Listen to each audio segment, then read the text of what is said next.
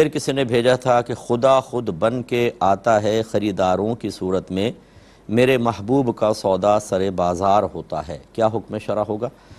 دیکھیں، اس شعر کے کفر ہونے میں کوئی شبہ نہیں ہے کہ خدا خود بن کر آتا ہے خریداروں کی صورت میں۔ اب یقینی سی بات ہے کہ خریدار تو انسان ہوں گے، جنات بھی نہیں آتے انسانوں کے پاس خریدنے،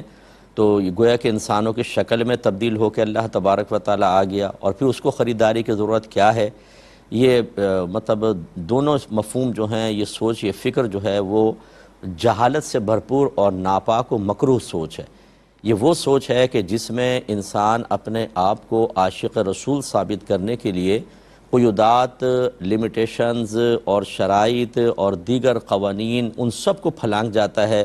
شریعت کا لحاظ نہیں کرتا اور سمجھتا ہے کہ اس پر بھی اللہ تعالیٰ مجھ سے راضی ہو جائے گا اور نبی کریم صلی اللہ علیہ وسلم بروز قیامت مجھے سینے سے لگائیں گے اور میری شفاعت کریں گے۔ یہ احمقانہ سوچ پتہ نہیں کیسے ہمارے ہاں پیدا ہوئی، اور اس کو پروان چڑھانے میں یقیناً جاہل قسم کے پیروں کا بھی بڑا کردار ہے کہ وہ بعض اوقات ایسے قوال جو پیشہ ور قسم کے قوال ہوتے ہیں، جن کو کلام کی اونچ نیچ کا کچھ پتہ نہیں ہوتا، وہ اچھوں کو بھی بدنام کرتے ہیں۔ ہر شعبے میں اچھے لوگ بھی ہوتے ہیں اور برے بھی ہوتے ہیں، اور وہ بعض اوقات کلمات کفر اپنے قوالیوں میں پڑھ رہے ہوتے ہیں، اور جتنے سامنے بیٹھے ہوتے ہیں پیر بھی خوش ہو رہا ہوتا ہے اور مریدین بھی خوش ہو رہے ہوتے ہیں۔ سمجھ تو خیر مریدین کو کچھ بھی نہیں آتا، اور میرا غالب گمان ہے کہ پیر کو بھی نہیں سمجھ میں آتا، لیکن وہ کفریہ شعروں کے اوپر مدح کر رہے ہوتے ہیں، پیسے دے رہے ہوتے ہیں، تو پھر لازم بات ہے کہ اس طرح کی چیزیں چلیں گی۔ میں تمام اپنے دیکھنے والے بھائی بہنوں سے گزارش کرتا ہوں کہ نبی کریم صلی اللہ علیہ وسلم کی تعریف میں ایسا مبالغہ کرنا کہ معاذ اللہ ذات باری تعالیٰ کی حقارت پیدا ہو، اس کی تحقیر کا پہلو نکلے، توہین کا پہلو نکلے، یاد رکھیں نہ اس سے اللہ راضی ہوگا، نہ ہمارے سرکار صلی اللہ علیہ وسلم راضی ہوں گے۔ بلکہ میرے آقا صلی اللہ علیہ وسلم تو ایک مرتبہ گزرے اور صحابہ کرام حضرت اس طرح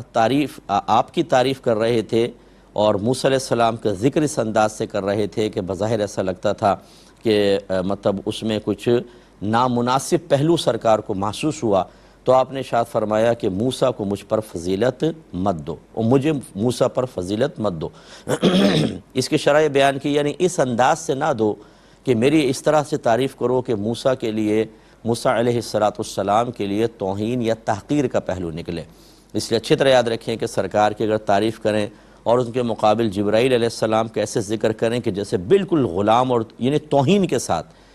لگ رہی ہو توہین، سننے والا بھی کہ یار توہین کا سا پہلو ہے، اور اسی طرح انبیاء علیہ السلام کا ذکر کرنا یا